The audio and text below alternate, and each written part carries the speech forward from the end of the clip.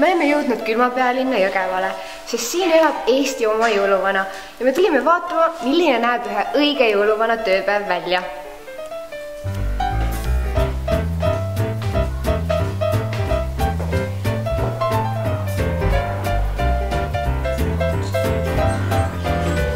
No võib-olla alustame sellest, et 2006. aastal tegi tollane Jõgeva linnapea Viktor Šatosov ettepaneku, et kuna Jõgev on külma linn, siis võiks ju Eesti jõuluvana eladagi Jõgeval alaliselt.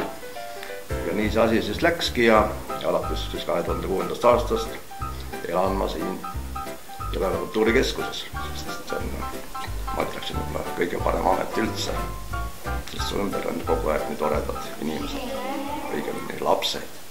Tegelikult on jõuluvana küll, aga ta teadis, et lapsed tulevad talle külla ja siis ta läks pille tooma teiega koos laulda ja mängida. Teda praegu ei ole, väljas oli libe ka, jah? Ja muidugi, eks ta jääb nüüd hiljaks. Ma tahaksin öelda, et Jõgeva jõuluvana Jõgeva jõul võtab siin oma kodus lapsi vastu aastaringselt lausa. Ma palun vabandust, et ma jäin hiljaks. Kus sa nii kaua olid? Lapsed juba ammu siin. Käisin neid pille ostmas, aga linna vahel on nii libe ja tuul oli ka veel vastu. Ega sa ei kukkunud? Ei kukkunud õnneks. Ühes tükis. Aga võta mõttel maha ja lapsed näitavad sulle, mida nad siin tegid. Näiteks isegi jaanipäeval on mul külalisi käinud.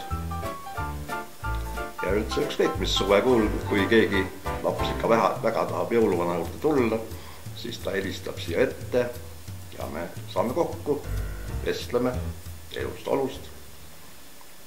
Laurentius, armas Laurentius, millal sa tuled mind vaatama?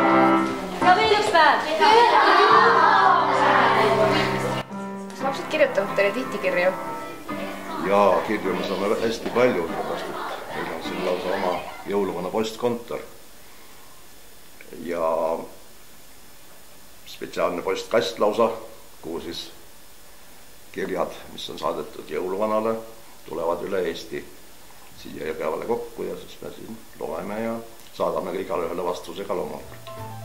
No eks seal ole igasuguseid soove muidugi, aga muidu soovitakse ka niisama, küsitakse, et kuidas jõuluvana elab, kuidas tervis on ja siis kirjutavad ka endast lapsed, mismoodi nemad elavad ja väga põnevad kirjad on.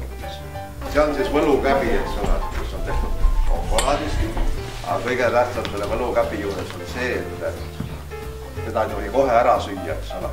Et sööte kas siis jõuluõhtul või vana-aasta õhtul. Mitte niisama ei söö ära, aga ennem söömist mõtlete salasoovi, eks ole, salasoovi. Siis sööte käbi ära ja järgmisel aastal läheb see salasoov täide. Jõuluvanasse tuleb uskuda, sest siis on, uskuge mind, elu palju parem ja palju lõbusam ja palju rõõmsam. Et uskuge jõuluvana.